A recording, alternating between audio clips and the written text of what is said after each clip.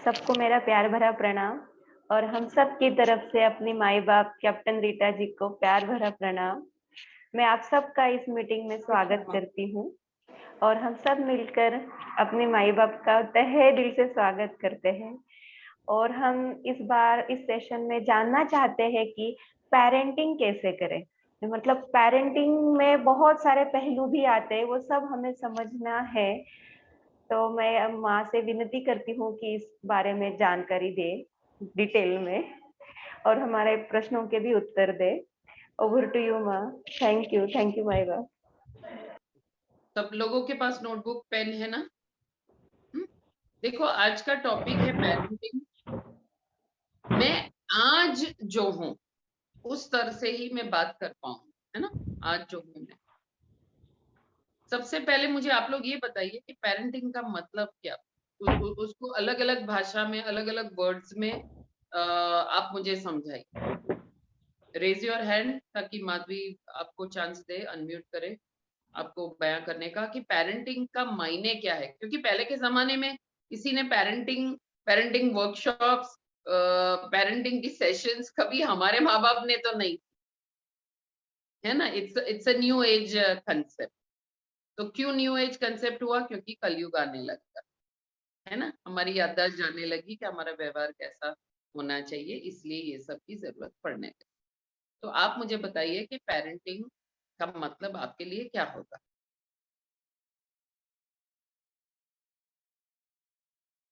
Yes, अपने चलो, बच्चे की अच्छे रेज से योर हैंड। परवरिश करके उनको बड़ा करना। किसको? अपने बच्चों को अच्छी परवरिश देके उनको बड़ा करना, ठीक है, ताकि वो भी अच्छा पेरेंट बन पाए। ठीक है। और कोई? ओके, तो फिर मैं शुरू। यस मोना। माँ, अगर मैं वापस पेड़ का ही उदाहरण लूंगी, जैसे एक शीड है, वो अभी लगाया गया है, तो उसको किस तरीके से हमें पानी, मतलब जैसे हम ट्री की केयर करते हैं, किस तरीके से बढ़ना चाहिए, उसी तरीके से बच्चे को बढ़ने के लिए हमें क्या एनवायरनमेंट, किस तरह चीजें, मतलब सराउंडिंग और ये सब अवेलेबल करानी चाहिए। मेरे ख्याल से ये पेरेंटिंग का यस, वेरी गुड। और माँ, बच्चों को भगवान जी हमारे को बॉडीगार्ड बना के भी भेजते हैं उन बच्चों के। ओके, माँ, एक चीज और, पेरेंटिंग मतलब बच्चों को सिखाने से ज्यादा पेरेंट्स को सीखने की जरूरत ज्यादा लग रही है अभी। सो मेरे को पेरेंटिंग। लगता है कि अशोक जी, आप लेट आए हैं तो म्यूट रखकर आए। ओके, सो माधवी जी सबको मैसेज करे कि जो भी लेट आता है, you please have to mute yourself, ताकि कोई भी चर्चा चालू हो इसमें आप बाधा रूप ना हो। इतनी तो मैच्योरिटी रखिए प्लीज। हाँ माँ। अब पेरेंटिंग,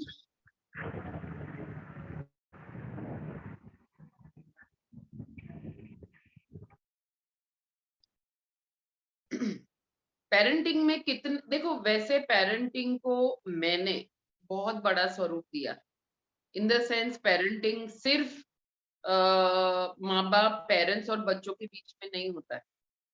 पेरेंट और सिर्फ माँ बाप ही नहीं होते मेरे लिए, क्योंकि मेरा ऐसा विस्तार हुआ है। मैं हर एक देश के प्रेसिडेंट या प्राइम मिनिस्टर को भी पेरेंट्स मानती हूँ, हर एक मिनिस्टर को भी मैं पेरेंट्स मानती हूँ, है ना? तो ऐसे देखेंगे तो बहुत सारे पेरेंट्स अलग अलग फील्ड में स्तर पे है। लेकिन हम अगर बायोलॉजिकल बच्चों की अभी बात करें, ठीक है, पहले मुझे ये बताइए कि पेरेंटिंग में कितने लोग इन्वॉल्व है? करीब यस मोना?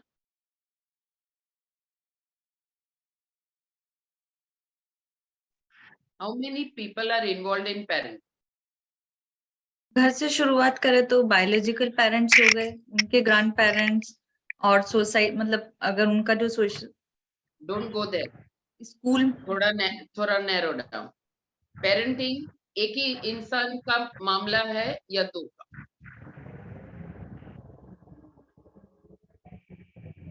दो का। का parenting is not about one, ठीक है, mother and child, father and child, so it is always about two. Parenting एक का सवाल नहीं है ना। हमारे यहाँ जनरली क्या होता आया है, पेरेंटिंग में हाँ सिर्फ एक ही अपना सोचता है, इन द सेंस पेरेंट्स का ही एक संस्कार है, मैं बड़ी हूं, तू छोटा है, मैं हमेशा सही, मेरा ही सुनना है। हाँ, this is called imbalanced parenting. देखो हम थोड़ा ऑब्जेक्टिवली अगर देखेंगे, मान लेते हैं मैं एक माँ हूं, तो मी एंड माई चाइल्ड, है ना। तो जो चाइल्ड है, हाँ, उसको अगर हम एक प्रोजेक्ट की तरह सोचते हैं, एक प्रोजेक्ट है जिसकी शुरुआत हुई और उसको मुझे अंत तक उस का सक्सेसफुल प्रोसेसिंग देखना है ना। आमतौर पे भी अगर हम कोई भी प्रोजेक्ट करने जा रहे होते, तो आप देखना हम पहले क्या करते हैं, ड्राफ्टिंग करते हैं, हमारी अरमान डिजाइनिंग बनाते हैं, है ना। उसके बाद प्लानिंग करते हैं क्या क्या चाहिएगा, कीमत क्या चुकानी पड़ेगी, और उसके बाद जाकर उसका मैनिफेस्ट। आज दिन तक आप मुझे बताओ कितने पेरेंट्स ने इस तरह से एक बच्चे को जन्म दिया, पूरा प्लानिंग करके, एम आई रेडी, क्या मेरे पास फाइनेंस है, क्या मेरी साइकोलॉजिकल जो भी क्लाइमेट है वो एकदम ऐसी है कि मैं और एक ह्यूमन को मैं एक सक्सेसफुल मुकाम पर पहुंचा सकूं। क्या किसी ने शादी के बाद और प्रेग्नेंट होने से पहले गर्भ संस्कार का कुछ नॉलेज लिया? क्योंकि पेरेंटिंग बच्चा पैदा होता है उसके बाद से शुरू नहीं होता है। Parenting starts from pregnancy. It is not even a father's job. Primarily it is मा's job, क्योंकि वो माँ के गर्भ में बच्चा होता है। सो पेरेंटिंग शुरू होता है वैसे प्रेगनेंसी से, लेकिन उसका पेरेंटिंग का प्लानिंग शुरू होना चाहिए इवन बिफोर द प्रेगनेंसी। हम वापस उस मकाम पर पहुंचना चाह रहे हैं, ह्यूमैनिटी को देखना चाह रहे हैं, जहां पर किस समय पर संभोग हो जिससे कि ऐसा ऐसी आत्मा और ऐसा बालक पैदा हो, वो प्लानिंग तक हमें वापस we have to go back, जो हम भूल चुके हैं। जहां पर कोई ज्ञानी पुरुष या स्त्री, मतलब जब मैं ज्ञानी पुरुष बोलूं तो समझ जाना कि इट इज बाय वो मैं पुरुष यानी मैन की बात नहीं कर। कोई भी ज्ञानी पुरुष को पूछा जाता है, इसके पास ये नॉलेज है कि कब हम संभोग करें तो हमें जैसी उच्च कोटि की आत्मा चाहिए, जैसी आत्मा चाहिए वैसी आत्मा प्रवेश कर सकती। तो parenting starts from there actually, देखो, है ना। उसके बाद जब प्रेगनेंसी होती है तो सिर्फ मदर का पेरेंटिंग से शुरुआत होता है। Again parenting is not about one, it is about two, which means खुद को तो आप जानते हो, लेकिन आप में से कितने लोगों ने राइट फ्रॉम प्रेगनेंसी, जब पेट में फील होने लगा, तब से आपने आप में से बाहर निकलकर पेट में क्या एक्टिविटी हो रही है या किस तरह का बालक है उसको फील करने की, उसको समझने की कोशिश की हो। हर बार किसी बालक ने किक भी किया, हाँ, तो सिर्फ ओ किक किया और एक्साइटमेंट एंड बात खत्म। नोबडी अंडरस्टूड, नोबडी, कोई भी अंदर डेप्थ में नहीं गया ये सोचने के लिए या किसी को पूछने के लिए कि मतलब ये किक मारी उसका मतलब क्या होता है। उसका मतलब वो उग्र है, उसका मतलब वो शांत है, उसका मतलब उसको कुछ नहीं अच्छा लग रहा है जो मैं कर रही हूँ। ये किसी ने कभी नहीं सोचा, है ना। तो पेरेंटिंग इज अबाउट टू, तो उसमें आपको अपने आप को तो समझना पड़ेगा, लेकिन जो बालक है, जो आपका प्रोजेक्ट है, उसको भी A to Z समझोगे तो ही उसको एक सफलता के मुकाम पर पहुंचा सकते हो, नहीं तो इट इज वेरी डिफिकल्ट। मैं पूछूंगी भी नहीं कि आप में से कितने लोगों ने ऐसा किया, आई एम श्योर कोई नहीं है, और फिर भी रेयर केस है, कोई हाथ ऊपर करना चाहे तो कर सकता है जिसने इस तरह से पेरेंटिंग शुरू की हो। है कोई? नो, सो आई अज्यूम कि कोई नहीं। Oh very good, yes Mona please share कि आपने कैसे क्या किया।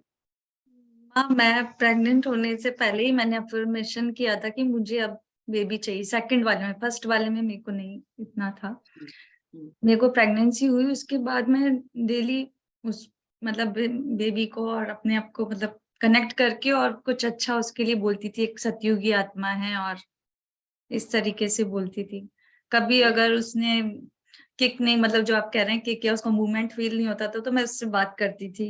ऐसा कनेक्शन किया था बस में, और वेरी अच्छी नाइस, बुक्स रीड की है। वेरी नाइस, बहुत अच्छी बात है। मैंने ये कुछ नहीं किया था। मैं इतनी धमाली थी और इसलिए मेरा बालक भी जो है ना बहुत धमाली रिबेली आया। मैं 8वें महीने में भी गोवा में फोर्ट अग्वाडा में वाटर वॉलीबॉल खेलती थी।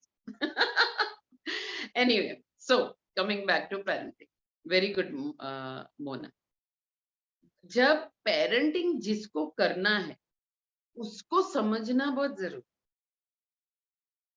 उसको समझे बगैर आप पेरेंटिंग कर ही नहीं सकते। You can not. भले आपने मांगा भी हो मुझे उच्च कोटि की आत्मा चाहिए, फिर भी एक्चुअली कैसी आत्मा आई है, उसके संस्कार क्या है, उसकी क्या कहेंगे, उसके भाव क्या है, उसके रिएक्शंस क्या है सिचुएशंस के, या आपकी उसके हैंडलिंग के। हाँ, जब दूध भी पीना होता है, भूख भी लगती है, हर बालक इतना रोता नहीं है। कोई बहुत रोता है, कोई बिल्कुल नहीं रोता है, कोई थोड़ा रोक के चुप हो जाता है। हाँ, कोई माँ तुरंत दूध दे देती है, कोई थोड़ी देर बाद देती है। थोड़ी देर बाद देकर क्या उसने कभी देखा कि जब मैंने थोड़ी देर बाद दिया तो वो कितना धमाल किया। हाँ, भी हमने कभी ये समय ही नहीं निकाला, और शायद हमारी फास्ट लाइफ भी ऐसी है कि जहाँ इतना समय हम दे भी नहीं पाए, जहाँ हम जो बालक, जो आत्मा हमारे यहाँ आई है उसको, मतलब वो किस तरह के संस्कार लेकर आए। याद रखिए, हम लोग जो मदर्स हैं ना, हम तो सिर्फ एक जरिया है। They come through us, they are not ours, they come through us. इन्होंने सही कहा कि हम उनके बॉडीगार्ड है, लेकिन पर्सनली किसी को लेने की जरूरत नहीं है। पर हम अगर मैक्सिमम लार्जर स्केल में देखेंगे तो जो बॉडीगार्ड है, जो जो माँ बाप खुद को सबसे ज्यादा प्यार करते हैं हम हमारे बच्चों को, वो कहने वाले जो माँ बाप है, वही माँ बाप अपने बच्चों के दुश्मन है, पर पता नहीं है। हाँ, जैसे मेरे यहाँ ओनली चाइल्ड मतलब बहुत सारा प्यार। अब बहुत सारा प्यार का मतलब क्या हुआ पता है?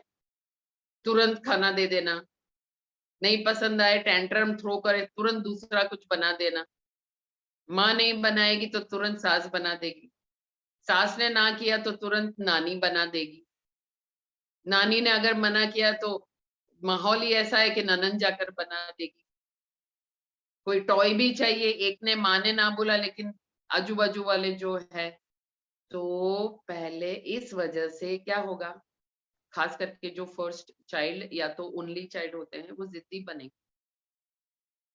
दे विल बी जिद्दी, दे विल बी रिबेलियस। और ये जिद और रिबेलियस की वजह से उनके लिए क्या अच्छा है, क्या नहीं, क्या सही क्या बुरा, वो होश ही गंवा देंगे। आउट ऑफ टू मच हम सोचते हैं हम प्यार करते हैं, उसको चाहिए और दे देने का।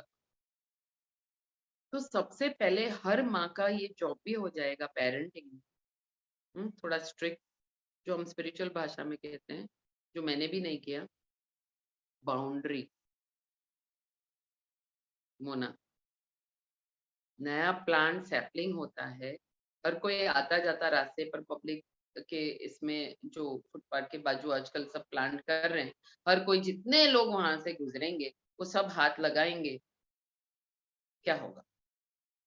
तो उसी तरह से क्या हमने कभी सोचा कि हमारा जो न्यूबॉर्न बेबी है, इतने रिश्तेदार आएंगे, छुएंगे, अल्ल हंसेंगे, गोद में लेंगे, फिर मामा होगा, चाचा होगा, जो भी हुआ, कैन यू इमेजिन कि क्या हालत हो सकती?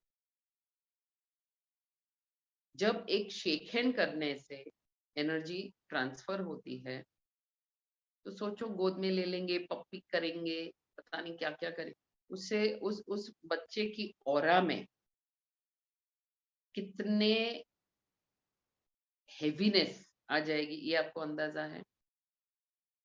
नहीं है किसी। तो पेरेंटिंग का education today has become important, क्योंकि पहले सतयुग की तरह की सिंप्लिसिटी नहीं है ना, सतयुग की तरह सिंप्लिसिटी नहीं।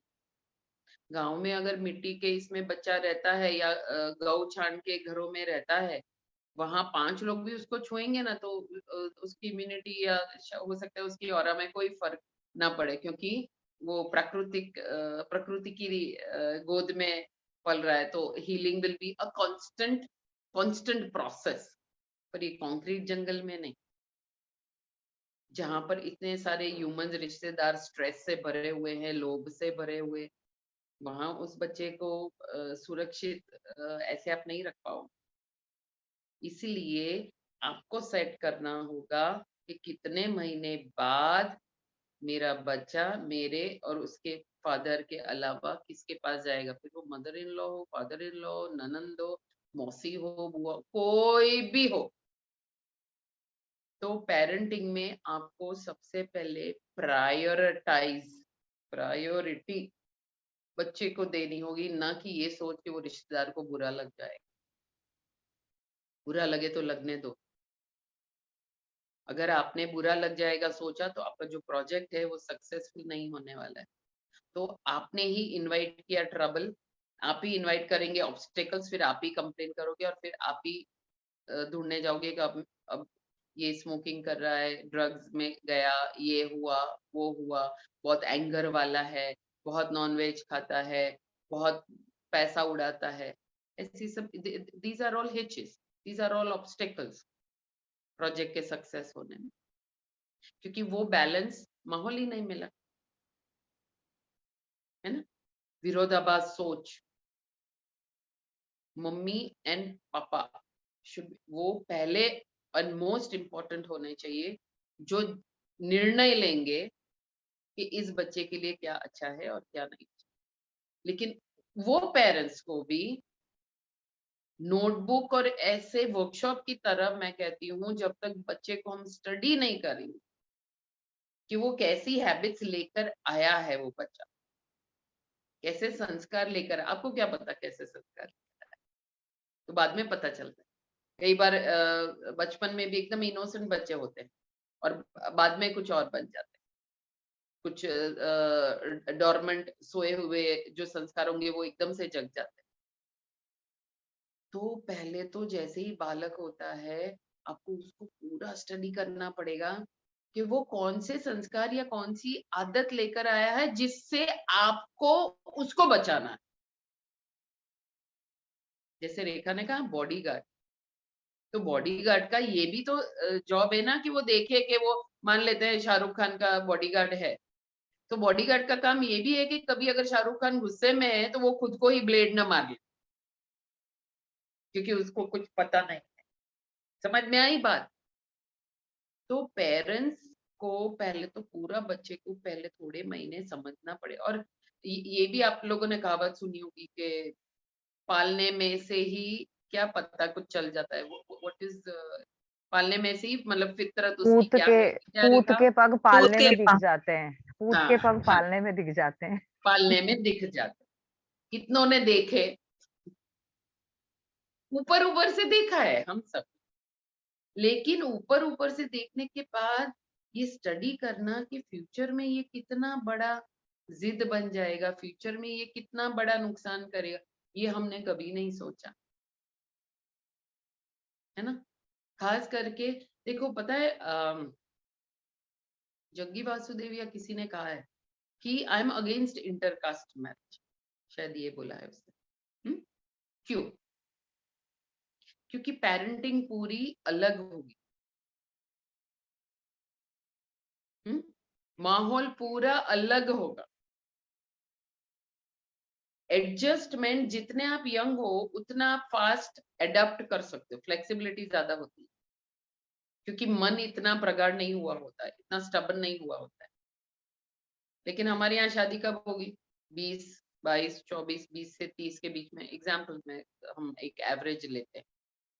तब तक तो आप अपने बच्चों की देख लो कैसे स्ट्रॉन्ग माइंड नहीं हो गए होते, ये चाहिए ही चाहिए, गाड़ी चाहिए, यही मोबाइल चाहिए, अब नया मोबाइल आया ना, रेस्टोरेंट में जाना ही है ना, यही ब्रांड नेम के, तब तक तो हो गए होते हैं ना। अब एकदम विरोधाभास एनवायरनमेंट में शादी होगी तो क्या होगा? कितना महाभारत का हमने प्लेटफॉर्म ही क्रिएट कर दिया। मैंने इंटरकास्ट वेडिंग किया, मुझे पता है, और मैं बहुत फ्लेक्सिबल, मैं बहुत, पर वो कहते हैं ना कि स्प्रिंग को आप एक हद तक ही दबा पाओ, उसके बाद फिर स्प्रिंग उछलने वाली, वैसा हो गया फिर। और मेरे यहाँ भी बहुत कंफ्यूजन था, और कंफ्यूजन से ज्यादा पता ही नहीं था ना कि ये माँ बाप को तटस्थ रहकर एक जवाबदारी बहुत बड़ी है, और मुझे ये करना है, ये नॉलेज ही नहीं था। एटलीस्ट ये सेशन के बाद थोड़ी औरतें तो सोचेगी बिफोर गेटिंग प्रेग्नेंट, प्रेगनेंसी के वक्त, और तुरंत डिलीवरी के बाद कैसे बच्चे को स्टडी करके फिर उसके हित में जो है वो मैं सच बताऊं ना, तो आज के लिए मुझे वर्ड, आज की ह्यूमैनिटी के लिए जो वर्ड है ना, वो है बैलेंस। मतलब सबने बैलेंस ही खो दिया, टू मच ऑफ एवरीथिंग, ज्यादा पैसा, ज्यादा लालच, ज्यादा क्रोध। अगर सब कुछ एक मेजरमेंट में, एक नाप में होगा ना, जब गुस्सा करना है तब गुस्सा, फिर तुरंत वापस यहाँ, जैसे बुद्ध ने बोला मध्यम मार्ग, हाँ, गुस्सा किया आ गए, थोड़ा शॉपिंग कर लिया आ गए, हाँ, थोड़ा किसी से इंटरेक्शन कर लिया वापस आ गए, एक जूम सेशन अटेंड कर लिया फिर वापस आ गए। वो वापस आने का हम नाम ही नहीं लेते, हमें संतुष्टि ही नहीं होती। और ये दिल मांगे मोर, ये दिल मांगे मोर, ये दिल मांगे, हाँ, ये दिल मांगे मोर, पर अगर वो मोर जो दिल मांग रहा है वो आपके हित में है कि नहीं? बेहोश इंसान को तो हित अहित भी नहीं दिखेगा ना। जो बेहोश होता है उसको खुद का हित अहित भी नहीं दिखता, तभी भी आपको कोई गाइड चाहिए। तो उसी तरह से जो बालक है, हाँ, यू, अगर गाइड ही परफेक्शन में बैलेंस नहीं है, वो कैसे बैलेंस चाइल्ड को का प्रिजर्विंग या परवरिश, नरिशिंग कर सकता है? आप ही अभी अपनी सास के साथ का झगड़ा खत्म नहीं हुआ है, आपका ही अभी पति के साथ पैसे को लेकर झगड़ा खत्म नहीं हुआ, कैसे आप एक बच्चे को बैलेंस्ड एनवायरनमेंट या संस्कार? क्योंकि एक बात याद रखिएगा, हाँ, कितने लोगों ने बिना बोले भी कुछ पिकअप हो गया है, किसी की आदत, किसी की सोच हो गई है कि नहीं? तो आप जब बच्चे को ऐसे गोद में, ऐसे हम हाथ में रखते हैं, तो कितना आदान प्रदान हो रहा है आपका और उसका। आपको तो अच्छा लगेगा वो आपकी गोद में होगा, तो अगर आप थोड़े बहुत भी शांत, क्योंकि वो प्योरिटी है, लेकिन आप कितना बॉडीगार्ड होकर आप कितना दे रहे हो उसको, क्या दे रहे हो? सिर्फ दे, सोचो। बहुत अच्छा वर्ड है bodyguard. Parenting is about being a bodyguard.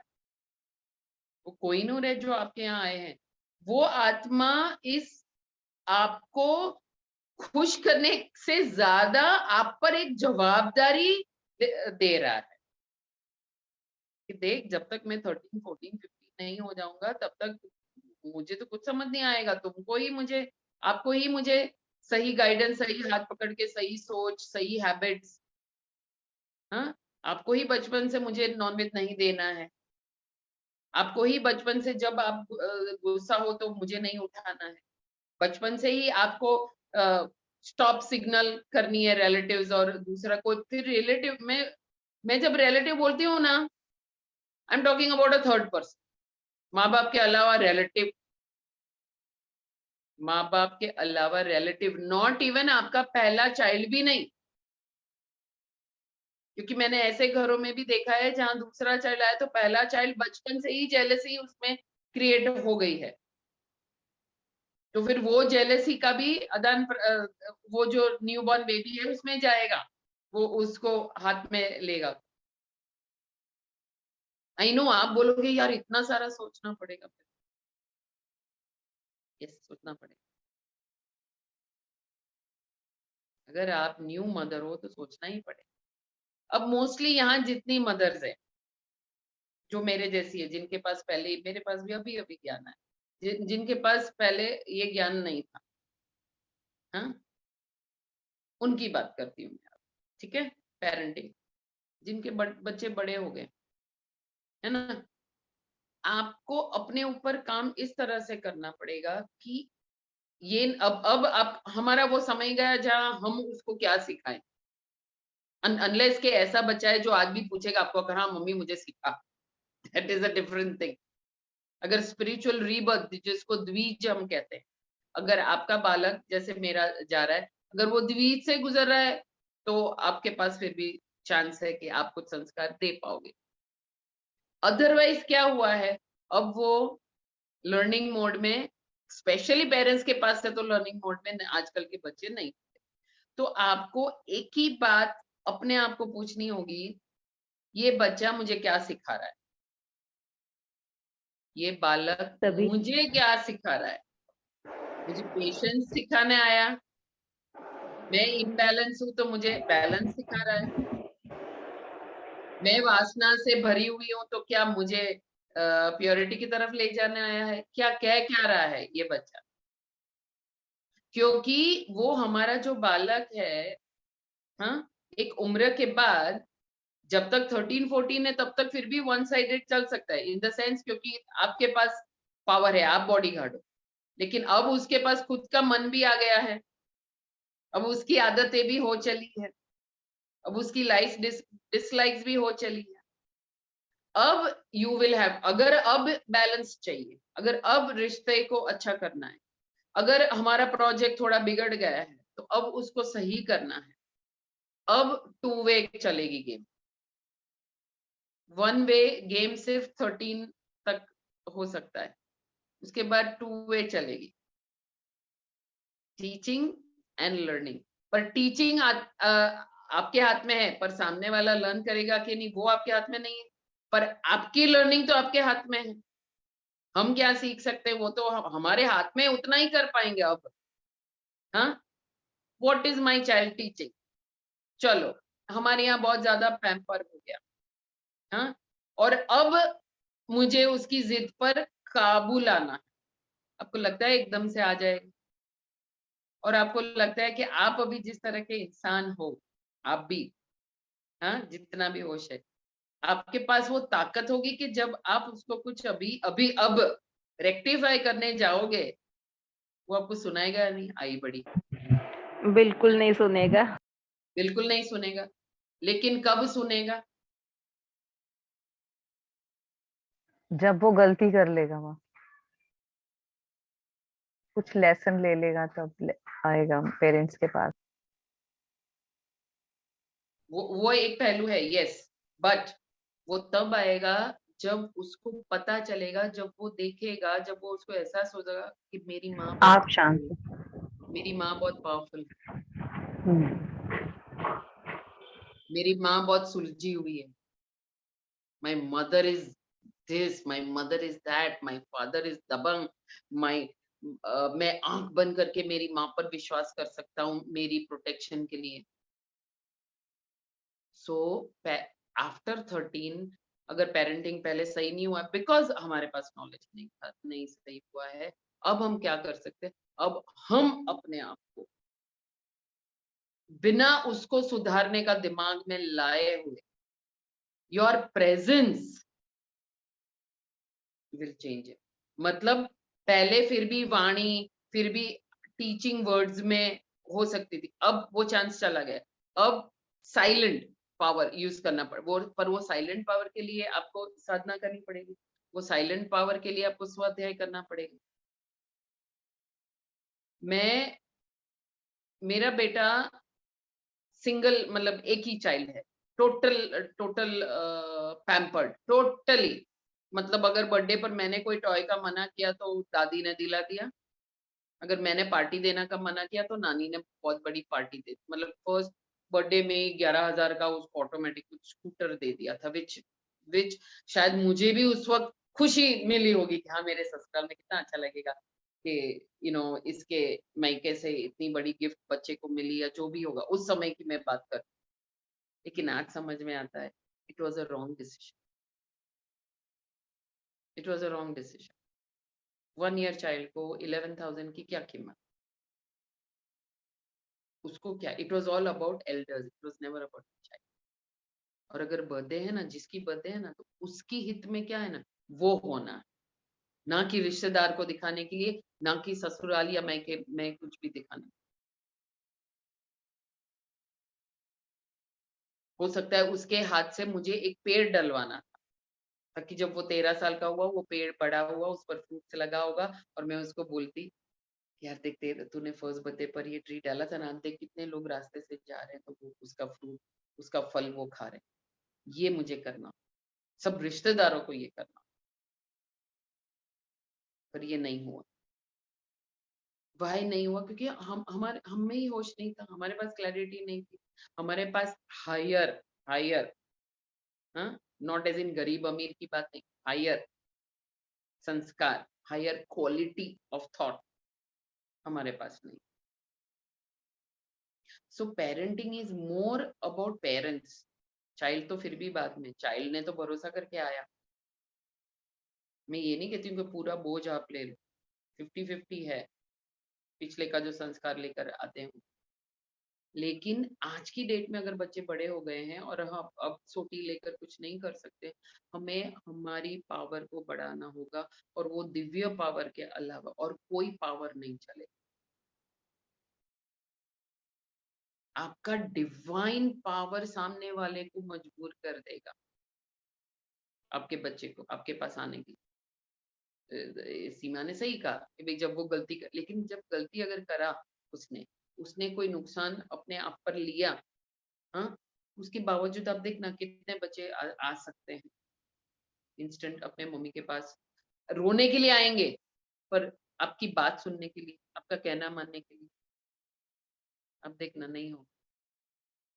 हाँ सीमा। नहीं माँ, मेरे साथ ऐसा नहीं है। मैं एक्चुअली देख रही हूँ कि अगर बच्चा गलती कर रहा है, बड़े बच्चे हैं, मेरा एक 23 का, एक 28 का है, तो मैं उनको एक बार समझा देती हूँ, बेटा देखो यहाँ गलत कर रहे हो, इसका ये नुकसान होगा।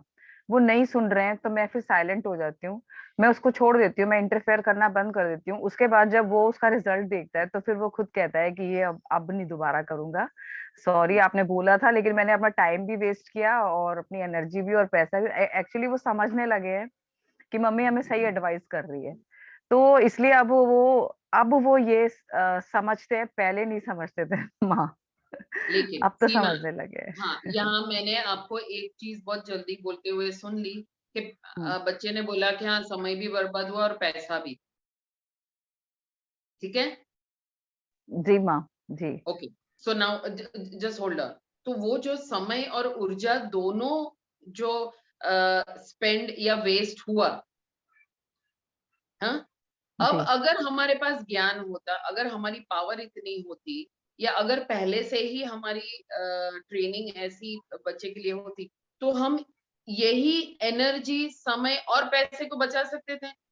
बिल्कुल माँ, हाँ, बिल्कुल। तो कई बार क्या होता है कि हम इससे तो खुश हो गए, हाँ देखा, पर गलती की ना, फिर वापस आ गया मेरे पास, आई एम वेरी ग्लैड सीमा, ठीक है। लेकिन हम ये भी बात करेंगे कि पेरेंटिंग ऑल्सो मीन्स कि कम से कम नुकसान, हम्म, मतलब आपने जो पैसा बोला, तो आपकी अगर हमारी प्रेजेंस ऐसी है कि जहां वो जो पैसा हमने दिया जो वेस्ट हुआ, हमारी ताकत इतनी होनी चाहिए, हमारी डिसिप्लिन भी इतनी होनी चाहिए कि हम वो पैसा भी ना दे, तेरे को जो करना है तो कर, पैसा नहीं मिलने वाला। तो वहां आप, क्योंकि आज पैसा कमाने के लिए भी एनर्जी और टाइम और बहुत सारा प्लानिंग और कितना सारा कुछ चाहिए ना। बिल्कुल। तो what is intelligence?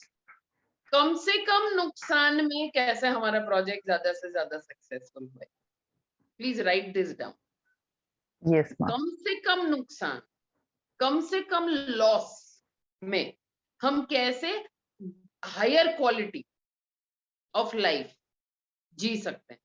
I know सीमा, हर माँ आधी रात को अपने कंगन भी सोने के बेच देगी, मुझे पता है, लेकिन हर बार ये समझदारी नहीं है सीमा।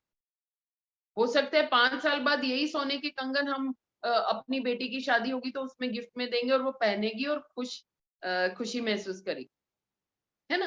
तो ऐसा भी सोचो सीमा, योर सोच इज नॉट रॉन्ग, पर मैं आपको एक कदम और आगे ले जाना चाहती हूँ। जी और मैम। मैं वो आपको सीमा बता रही हूँ जो मैं खुद कर रही हूँ आज। ये भी समझ जी। लीजिए, I am one of you. और अभी बहुत दिन से मुझे यही आ रहा है कि जो जैसे कृष्ण आए, राम आए, वो तो आज हमने उसको मुकुट पहना दिया, ना सोने के गहने पहना दिए। Originally they were never like that, please understand. Yes ma'am. वो एक मनु अवतार जब आते हैं तो एक मनुष्य, आम मनुष्य की तरह रहते हुए, उन सब चीजों से गुजरते हुए दूसरे को सिखाएंगे। जी। I am teaching, I'm telling you, wrong parenting. मेरे यहाँ मेरे बच्चे की रॉन्ग पेरेंटिंग, लेकिन आज मुझे मौका मिला है लास्ट 2 मंथ से, सिर्फ लास्ट 2 मंथ से मुझे ये मौका मिला है जहां सिर्फ मैं अकेली with the fathers only financial support, आज मुझे जो जैसा नॉलेज मेरे पास है, जैसा होश है, जैसा डिवाइन पावर, मैं डरती थी, उसकी ऊर्जा ऐसी थी, उसकी रिबेलियसनेस ऐसी थी, मुझे कहीं ना कहीं थोड़ा डर लगता था उसके गुस्से से। आज नहीं। और मैं ये भी कहती हूँ, ये लास्ट 2 मंथ्स में जो मदर एंड चाइल्ड का हमारा जो प्रोसेस हुआ है, it has been highly critical, highly difficult, but because of the divine power it's been piece of cake. इतना आसान, कुछ भी टेंशन मैंने अपने सिर पर नहीं लिया, और फिर भी हो रहा है और हुआ है। बिकॉज अभी my child is going through द्विज, वो रीबर्थ का प्रोसेस चल रहा है, तो अब मुझे मौका मिल रहा है जहां किसी की इंटरफियरेंस नहीं है, लेकिन मैं बहुत सारे मौके देखती हूँ जहां मुझे समझ में आता है कि वो भी कम नहीं है मुझसे। अगर वो कम नहीं है तो मुझे तो थोड़ा उससे ज्यादा होना पड़ेगा। तो ही तो वो बच्चे ऐसे देखेंगे कब ऊपर, from as a mark of respect, या तो एज द बेस्ट बॉडीगार्ड, या एज द बेस्ट प्रोटेक्टर, कब? जब बड़ा बंगला होगा तब नहीं, जब BMW गाड़ी होगी तब नहीं, जब बड़ा बैंक बैलेंस होगा तब नहीं, पर जब उसकी आत्मा को आप छू लोगे, जी मैम। उसकी आत्मा को छू लो, तब उसको पता चले। जब आपकी प्रेजेंस उसके सब माइंड के पर्दे को ये करके उसकी आत्मा को छुएगी ना, तब सोचो, आपको तो उस रॉकेट की तरह बनना पड़ेगा जिसमें खतरनाक फायर होगा, स्पीड होगी, स्पेस एयर का उपयोग स्पेस के थ्रू, उसके जन्मों के संस्कारों के थ्रू, थ्रू एंड थ्रू आप जा पाओगे, और उस वेदन से उसकी आंखें खुलेगी और वो आपका स्वरूप देख पाएगा। और जब आपका बच्चा आपका स्वरूप देखने के लिए, जब उसकी आंखें खुली होगी, तब आपका स्वरूप क्या? इसका ध्यान, इसकी जवाबदारी हम पेरेंट्स को लेनी पड़े। This is called parenting. 13 साल तक माँ बाप को, बॉडीगार्ड को बहुत क्लैरिटी और डिवाइन एनवायरनमेंट क्रिएट करना होगा।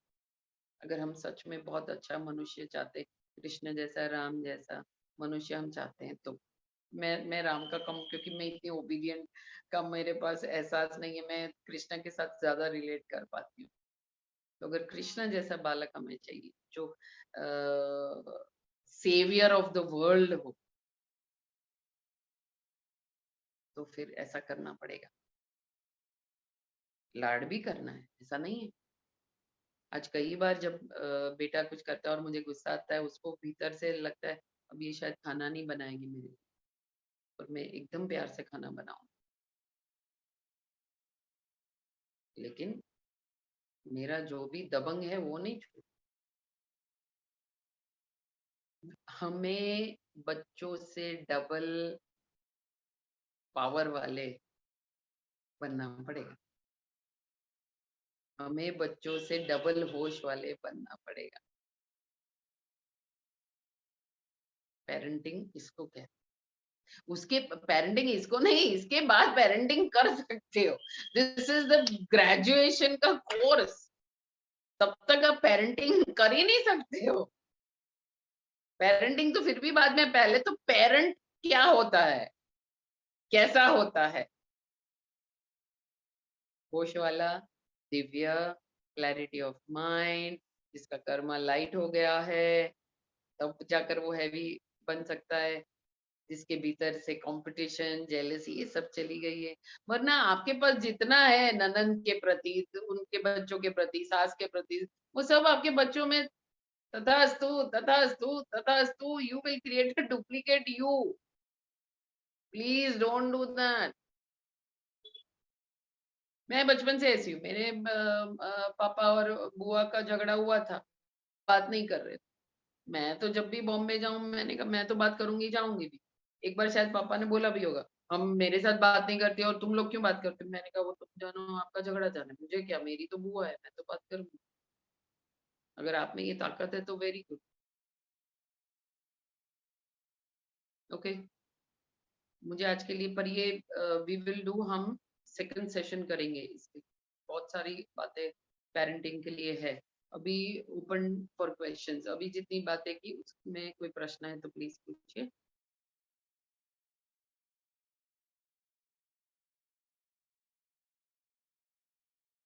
देखो, हर एक चीज इंडिया में ही अच्छी है ऐसा नहीं, वेस्ट में भी। आपको पता है जब टीनेज होता है तो बच्चे खुद पार्ट टाइम जॉब्स करने लगते हैं। हमारे इंडिया में ही वेटर की नौकरी अच्छी नहीं, वो नौकरी अच्छी नहीं, ऊंच नीच नहीं, है ना उसमें ना उसमें, हम बच्चों को पहले से वो रिस्पॉन्सिबिलिटी देते ही नहीं। अब वेस्ट में देखो, खुद का रूम, बेड बनाना, खुद के बर्तन करना, जहाँ की अच्छी चीज है वो तो हम बचपन से, कितने लोगों ने हमारे बच्चे को बोला कि नहीं हमारे घर, लेकिन वो रिवाज कब हो सकता है जब हमने हमारी खुद की थाली धोई होगी ना। सी दे विल कॉपी, हर बच्चा माँ बाप को कॉपी करेगा जाने अनजाने में भी। मैंने अगर पहले से मेरी थाली धोई होती तो आज वो दो, उसने जो देखा वो करेगा। मैंने अगर पहले से खाना बनाया होता तो ये आज कुछ बात ही अलग होती। अब कुक्स के हाथ का खाना खाकर हम क्या एक्सपेक्ट करेंगे फिर? हाँ? आज होटल में भी जो हो रहा है, वेटर्स को क्या डिजीज है, क्या उनका खाना फिर हम खा करते हैं, क्या होने वाला है हमारी सोच? यस अनुराधा। हाँ, बच्चे तो हमसे भी ज्यादा होशियार होते हैं आजकल तो। Yes? नहीं, अब ये बहुत अच्छा अनुराधा आपने बोला। एक तो आजकल, इसलिए पहले क्यों आजकल, चलो मैं आपको पूछूं, क्यों आजकल ज्यादा होशियार? हम समझते नहीं थे कुछ, वो तो बहुत समझते हैं हर चीज के बारे में। क्यों? क्योंकि हमें हमें जो हमारे संस्कार जो पहले थे कि भाई तुम्हें यही करना है जो हमने किया है, वो आजकल के बच्चे वो नहीं करते, कुछ समझदारी से कोई काम करते हैं आगे जो भी करते हैं। क्यों होशियार है? माँ उनकी पढ़ाई की वजह से हो गया, तो आजकल की जो एजुकेशन नॉनसेंस, आज की पढ़ाई को तो मैं मेरे बच्चे को स्कूल भी ना भेजूं। क्यों मिलता है मैम? तो या तो नया, ये मुझे नहीं मालूम, माँ आप बताइए आजकल के बच्चे क्यों होशियार होते हैं? क्योंकि युग बदलाव का समय है। हाँ, वो आए हैं नवसर्जन करने के लिए, लेकिन हम उनको उस नजरिए, उस क्रिएटर की नजर से देख ही नहीं रहे हैं ना। आप देखना कई बार बच्चे हमें सबक सिखाने के लिए खुद धमाल कर रहे हैं। हम ज्यादा पैसा खर्च कर रहे हैं, वो हम बच्चों का सुन नहीं रहे, वो ज्यादा खर्च करके दिखाएगा कि देख ज्यादा खर्च करने से क्या होता है, क्योंकि युग बदलाव का समय है। क्योंकि कलयुग इज द लोएस्ट, सतयुग इज द हाईएस्ट। तो ये हाईएस्ट आ रहा है जनरेशन तो एक नई दुनिया का सर्जन करने के लिए, लेकिन हम वो ध्यान ही नहीं दे रहे। हम भेड़ बेकर की तरह लकड़े डंडा लेकर बच्चों के पीछे पड़ जाते हैं।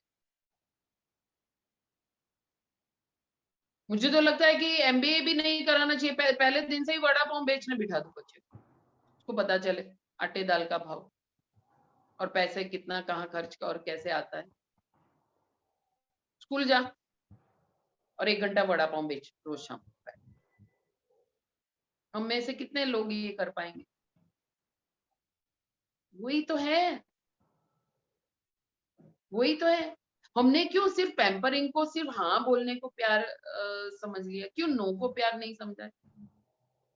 मैं सच बता रही हूँ, सिर्फ आग में फिजिकली हाथ डालना ही नुकसानदायक नहीं। आप छोटी छोटी बातें देखो, जहाँ 10-20 रुपए की चीज चॉकलेट देनी थी, वहां हमने उसको 200 की दे दी, वहां हमने पहली गलती कर दी। वो 18 रुपए या तो वो जितना भी मैंने 20 और 200 बोला, सो 180 रुपीज हमें बैंक में रख देने चाहिए। अब ऐसी छोटी छोटी बातों में से सीख मिलेगी। ये छोटी छोटी बातें मैं डिस्कस करना चाहती हूँ नेक्स्ट सेशन में। देखो ये सबसे बड़ा मैं कहती हूँ स्वाद है। आप मुझे बता दो, आज के क्यों पहले क्यों हम ये नहीं सुनते थे, क्यों आज ये सुनते हैं कि एमबीए वाले को जॉब नहीं है, इंजीनियर को जॉब नहीं है, और वो लोग वड़ा पाव और चाय की लारी। आप देखो फेसबुक पर कितने वीडियोस ऐसे हम देख रहे हैं। ये युग बदलाव का वी आर गोइंग। तो ये जो अभी जो जनरेशन आया है, जो आपको लगता है कि बहुत होशियार है, यस, बिकॉज वो युग बदलाव है। बिकॉज फ्रॉम द लोएस्ट हमको हाईएस्ट पर जाने का है। बिकॉज कीचड़ में से हमें कमल खिलने की तरफ का एनवायरनमेंट का क्रिएशन है। तो आप बच्चों की सुनो, जब बचपन में भी बच्चों को भूत दिखते हैं, बच्चों को एंजल्स दिखते हैं, तो उनकी बातें जब होती है तो सुनो, रजिस्टर करो, रिकॉर्ड करो, लिख लो, और उनको डीमोटिवेट करके मत बोलो नहीं नहीं बेटा ऐसा मत सोच, ना बोल, ऐसा नहीं। Don't give fear. अगर वो भूत की भी बात करते हैं, आप अपना फियर प्रोजेक्ट कर रहे हो उसके ऊपर, वो करना बंद करो। भूत है, बात खत्म। आज दाऊद है, बात खत्म। अब दाऊद है, अगर मैं हाँ बोलकर एक्सेप्ट करती हूँ तो इसका मतलब ये है कि मैं दाऊद को मैं मिलने वाली हूँ, जरूरी नहीं है। तो सेम वे अबाउट भूत, भूत का नॉलेज लो, जरूरी नहीं है कि आप उसको मिलने वाले हो, ऐसा। पर गलत गलत कंडीशनिंग तो मत दो बच्चों को। वो बाबा उठा कर ले जाएगा, अरे ऐसा बोलो, अरे कोई बाबा है, तुम क्यों चिंता करती है, मैं हूं ना, कोई उठाकर नहीं ले जाने वाले, ऐसा बोलो ना। वो सोएगा नहीं। आप अंधेरे का डर देते हो, आप कोई बाबा उठा कर ले जाएगा का डर देते हो। ये क्या है? भूत का डर क्या है? आप क्या कर रहे हैं? हम यहीं से तो हमें ऊपर उठना है। दूसरा, पेरेंटिंग में बहुत बहुत इंपॉर्टेंट इंग्रेडिएंट है कम्युनिकेशन। हमें बचपन से बच्चे को बोलने देना है, बचपन से हमें उनको पिन करना है। आज स्कूल में क्या हुआ, सिर्फ क्या खाया, नाश्ता किया, कितने मार्क्स मिले, नहीं, कौन सी फ्रेंड के साथ बैठे, टीचर ने क्या बोला, जब ये बोला तो तूने क्या महसूस किया, तुझे कब ये हुआ। अगर बच्चा यूरिन भी कर देता है या कपड़े बिगाड़ देता है, कुछ भी, हम सोचते ही नहीं है कि ये भय की वजह से हुआ है, या कुछ तो गलत हुआ जिस वजह से उसका, हम ये ऐसा सोचते ही नहीं। हम उसको पीटेंगे, अब तो बड़ा हो गया, अब नहीं करना है। अरे पर क्यों हो रहा है? हम लोग कभी रूट में ही नहीं जाते, ऊपर ऊपर से सब ठीक करने की कोशिश करते हैं, ऊपर ऊपर से। और दूसरा, हम इतने सारे क्या कहेंगे लोग, जो सबसे बड़ा रोग है, उस वजह से कोई ऐसी चैलेंजिंग सिचुएशन भी है, उसको हम उजागर ही नहीं होने देते। क्यों? सतयुग में ट्रांसपेरेंसी, ऑनेस्टी बहुत जरूरी होगी। ट्रांसपेरेंसी बहुत जरूरी, छुपा छुपा मत करो कुछ भी। मैं ये नहीं कहती हूँ सामने से जाकर अपने पैर पर कुहाड़ी मार, पर कई बार अपना बच्चा कोई चैलेंजिंग सिचुएशन से जा रहा होता है, वो छुपाने की, अरे क्यों, उल्टा बोलो ताकि बाकी के जितने रिलेटिव्स फ्रेंड है वो भी सपोर्ट, आप बयां करो, यस ये है, पर ये मैंने डिसाइड किया इस तरह से उसका हैंडलिंग और सपोर्टिंग होगा, आपको भी ये करना है, ऐसा करके आप उनका सपोर्ट लो। समझो, ये सब छोटी छोटी बातें आपको लगती होगी, लेकिन ये छोटी छोटी बातों से ही बड़ा रिजल्ट आने वाला है। और यहीं पर हम चूक रहे हैं। यस रेखा। मैम मैं एक ये बात कह रही हूँ कि हम लोगों को, जैसे किसी को रास्ता पता है कि वहां जाना है, हमने कोई खेतों से जा रहा है, कोई रोड से जा रहा है, कोई किसी और वे से जा रहा है, हम लोगों को एक ट्रैक मिला है, जब से हम लोग अपने अंदर भीतर से ही वो एक बैठ के वो करते हैं कि इसके साथ पॉजिटिव छोड़ती हूँ मैं चीजें, जैसे बेटी के साथ या बेटे के साथ कहीं वो गलत हो रहा होता है, तो मैं ये कहती हूँ कि भगवान इनके साथ अच्छा ही हो, बुरा इसलिए नहीं हो, क्योंकि ये जो भी चीज कहीं गलत होने वाली होती है, तो मैं ऐसे बोलती हूँ रेखा, कि इसको खुद रेखा, को बाहर कोई नोट ऐसा करने चाहिए। भगवान नहीं है जो उनको रोकेगा। नहीं, मैं वो चीज नहीं कह रही, मैं एक पॉजिटिविटी बोल रही हूँ कि मैं वो चीज देती हूँ जैसे करके, तो उसकी कोई ना कोई चीज सॉल्व होती है ऐसे, मतलब एक जैसे हम आज लोग खड़े आज हैं। के बाद आज के बाद आप लोग पॉजिटिव नेगेटिव नहीं, देखो जब मैं सही बोलती हूँ ना, हाँ, अब जैसे मान लो एक जोर से लगा देना, जनरली नेगेटिव बोलेंगे, हाँ, लेकिन जब जरूरत होगी तब एक लगा दोगे तो वो नेगेटिव नहीं है। तो पहले आप ये नेगेटिव पॉजिटिव से बाहर निकलो, जो करना है वो समझे, ये जनरलाइज नेगेटिव पॉजिटिव नहीं। मैं कहती हूँ कभी कभी आप नेगेटिव बोलो, छुपाओ मत। अगर कोई नुकसान तो उसको उसके कान में डालो, देख मैं तेरे को बता रही हूँ, तेरे को 1 लाख का नुकसान होगा। अब कोई क्या बोलेगा, देख ये नेगेटिव बोली, अब तूने बोला नहीं इसलिए होगा। No, I am showing you the mirror. हाँ, देखो वापस आप मुझे ये नहीं बोलना कि कर्मा, कर्मा है, लेकिन उसको हमें एक्सक्यूज नहीं बनाना है कर्मा नहीं ग्रो करने के लिए, होश में नहीं आ, उसको एक्सक्यूज मत नहीं बनाना। अगर भारी भी कर्म है तो हम अगर सोच में इतने हल्के हो गए और दिव्यता में एकदम हाई हो गए, तो कितना भी भारी कर्म होगा हमें भारी, वो भारीपन नहीं लगेगा। कितना भी फिर तूफानी बच्चा होगा, अनम्यूट करो, कितना भी फिर तूफानी रिबेलियस बच्चा होगा, उसको भी हम कैसे हैंडल कर सकते। हाँ, पहले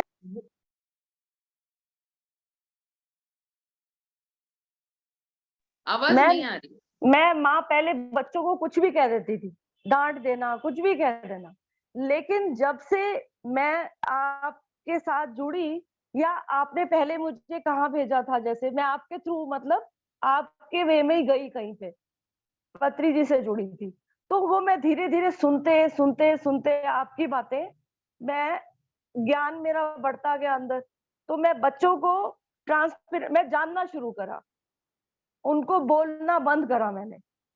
मैं पहले बिना बात पे ही ऐसे कुछ भी बोल देती थी, कहाँ जा रहे हो, क्यों जा रही है वहां पर, मैं डांट देती थी उसको।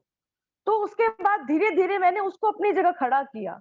मैं ये सोचती थी कि उसको मेरे को बाहर जाने देना चाहिए, ताकि गलत सही वो देखेगी तो उसको पता चलेगा।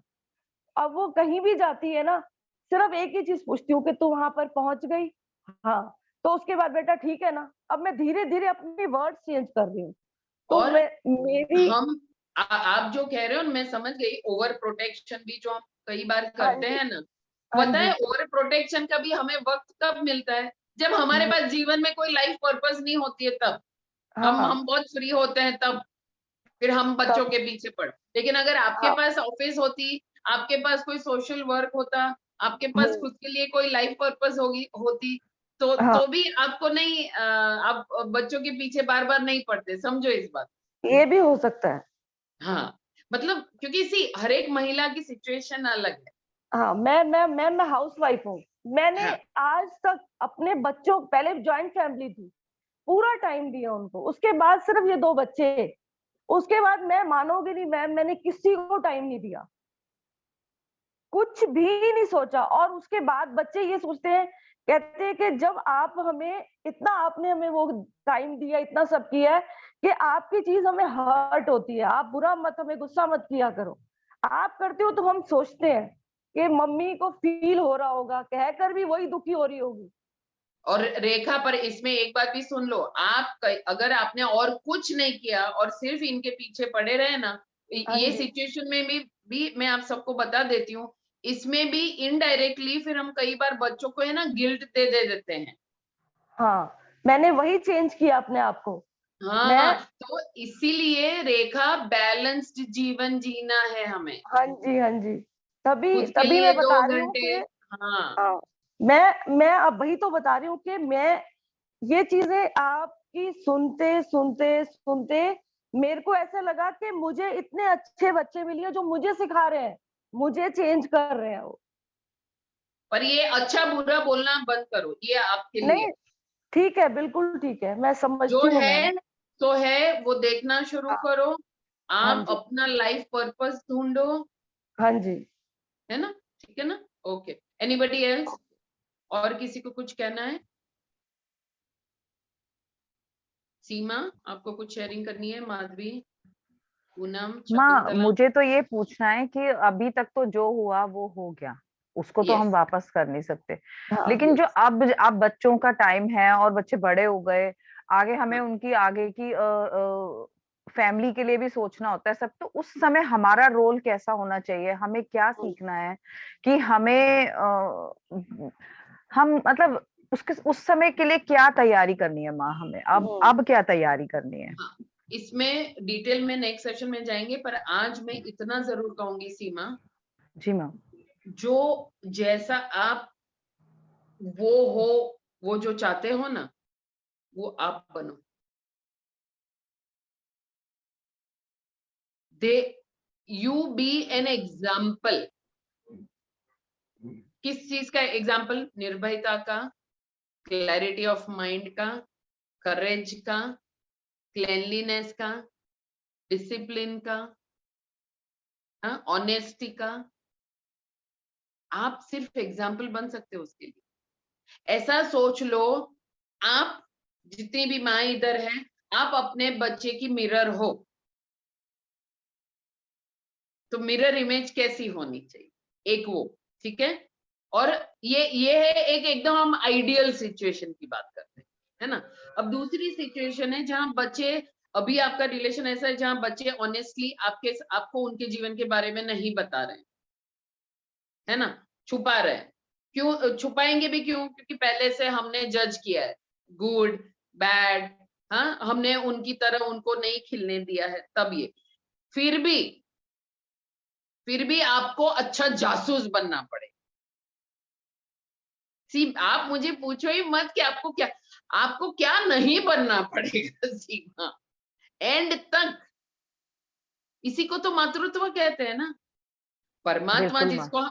जिसको हम परमात्मा कहते हैं, द हाईएस्ट पावर, उसने कभी गिव अप किया है किसी के ऊपर? हम किसी के ऊपर भी, या छोड़ दिया चल अभी वो बड़ी हो गई? No, no. नो। जब वो 35 की भी हो जाए तभी भी आप माँ की तरह उसको डांटो, बिल्कुल लेकिन माँ। लेकिन वो डांट कब इफेक्टिव होगी? When you are a Krishna. Yes माँ। करने के बाद, सब कुछ करने के बाद फिर भी नहीं हो रहा है, then you can not do anything. Then patience. तो क्या सीखना है आपको? पेशेंस सीखना है। वेट। यस माँ, बिल्कुल। आपको जो करना था, जो कहना था, अगर बोल नहीं सकते हो, अच्छा, कई बार ये भी एक टेक्निक आप ट्राई करना। वो अपना बच्चा हमारे साथ नहीं बैठ रहा है, आप पुरानी स्टाइल की तरह पत्र लिखे और उसको पोस्ट करे, वो जहां पर भी है। अच्छा। वो इग्नोर ही नहीं हो सकता, क्योंकि वो हमेशा बिना आपकी उपस्थिति के भी वो पत्र आपका रिप्रेजेंटेशन बन गया।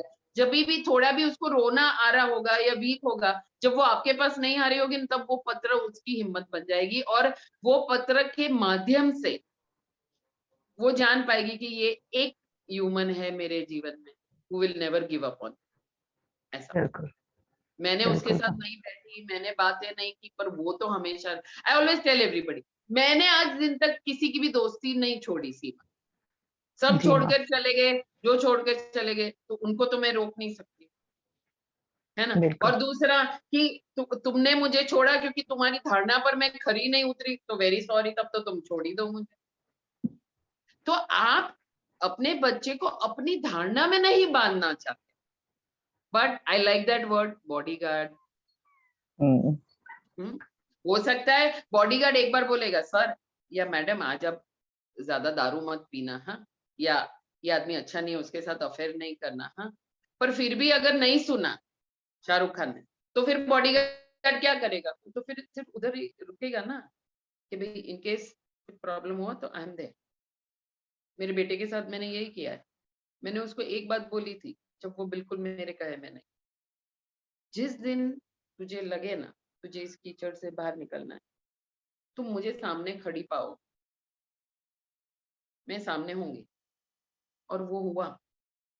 That day came and he stood and he told me, mummy चलो मुझे निकालो। तो इसके लिए बहुत ताकत चाहिए सीमा, मतलब उसमें मैं रोई भी बहुत हूँ। पर जब तुम कुछ नहीं कर सकते हो तो कुछ नहीं कर सकते हो सीमा। अब उसमें मैं पॉजिटिव नहीं थिंकिंग कर सकती, वो नेगेटिव को एक्सेप्ट करना है कि कुछ नहीं कर सकते। समझो इस बात, यू हैव टू बिल्कुल। Except you can't do, that's it, finish. पर वो कब होगा?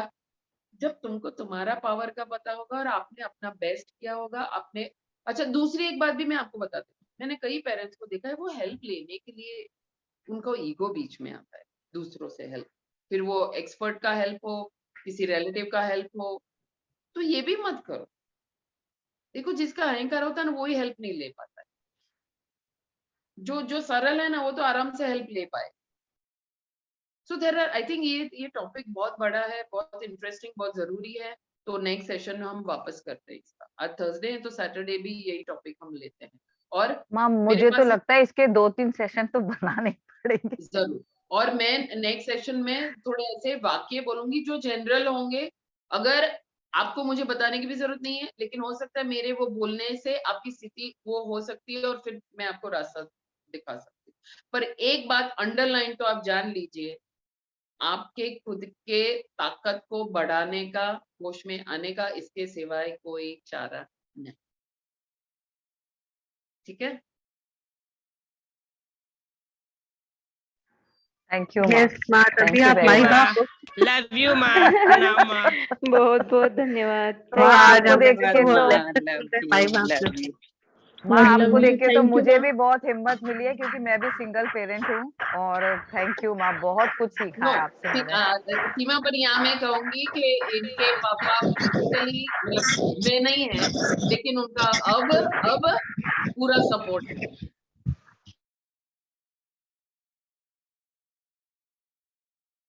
माँ आप भी म्यूट हैं, आप अनम्यूट म्यूट हैं। अनम्यूट कर दें। तो अभी मेरी सिचुएशन ऐसी है कि हर तरह का सपोर्ट है, हम दोनों घर में अकेले रहते हैं। पर अब उनको देखो, मैं तटस्थ रही, मेरी सच्चाई में मैं अपने ऊपर काम करती गई। तो धीरे धीरे जब एक तीसरा इंसान जो उनका पहचान वाला मुझे मिलाया, और इन्होंने उस आदमी को पूछा कि औरत कैसी, इसके पापा ने, उस आदमी ने 2 वर्ड बोले, जिसको इसके पापा बोल कि बहुत ऑनेस्ट है और बहुत पावरफुल। तब से तो कोई दूसरा बोलने वाला तो चाहिए ना, दिखना तो चाहिए ना। आपका भाई भी तो आपके बच्चे को बोलना चाहिए ना, यार तू कितना लकी है, तेरे पास सीमा जैसी माँ है। पर वो कब बोलेंगे? जब हमारा जीवन हम ऐसे जीते होंगे, हमारी सोच ऐसी होगी, हमारी लाइफ सिचुएशंस में हमने ऐसे डील किए होंगे, तो ना बिल्कुल हम ही माँ। फिर नहीं। हाँ, और दूसरा कि बच्चों को जज तो आप बिल्कुल मत करो। अगर लड़की है, अफेयर है, तो भी प्लीज मत करो। ये सी एवरीबॉडी, हर एक अलग संस्कार, अलग तरह से जीवन जीने के लिए आया है। हमें जज बिल्कुल। किसी को नहीं करना है। पर हर बच्चे को पता होना चाहिए, मेरी यहाँ पर माँ बोलूंगी क्योंकि ऑल आर वुमेन, कि मेरी माँ एक ऐसी ह्यूमन है जिसके पास कभी भी किसी भी चीज के लिए मैं बिंदास बिना संकोच जा सकती हूँ। ऐसा, ऐसी हर औरत को होना है। ठीक है? जी माँ, thank you very much, love you माँ, नमस्ते। लव यू माँ।